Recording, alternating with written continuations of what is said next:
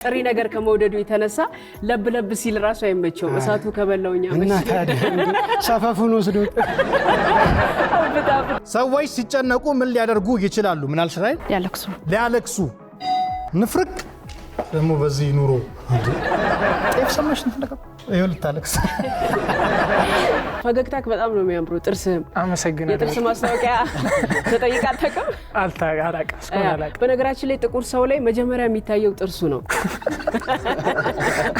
ወደ ከፍ ያለው መተናል በቁመትም ከፍ ያልከነ ከነሱ ታደከ ባላም ስሜታው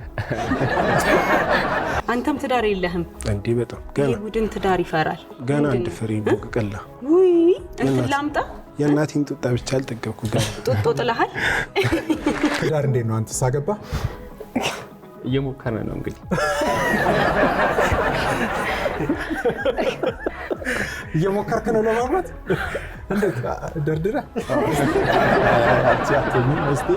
ሰዎች በምን ምክንያት እርዳታ ሊያሰባስቡ ይችላሉ ስትባል ቲቸር ማንደፍሮ ቢዝነስ ለመጀመር አዲስ ቢዝነስ ለመክፈት ነው ያልከው። እሺ ከሌለህ የለህም ብሏል። መጀመሪያ ራስህ መጀመር አለብህ ቢዝነሱን እንጂ ሰው ቢዝነስ እንድትጀምር ብር ያሰባስብልህ። ሁሉም ሰው ነበር የሚያሰባስበው እንደዛ ቢሆን ኖሮ።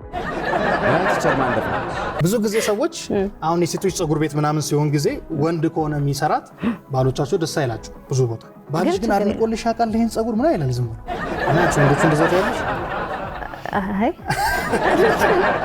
አማርኛ ላይ እስካሁን የማታውቀው ቃል አለ? ያው ሳላውቀው ስቀር ስለማውቀው ማላውቀውን ሳገኘው ነው የማውቀው። እስካሁን የማታውቀው ምን ይመስላል?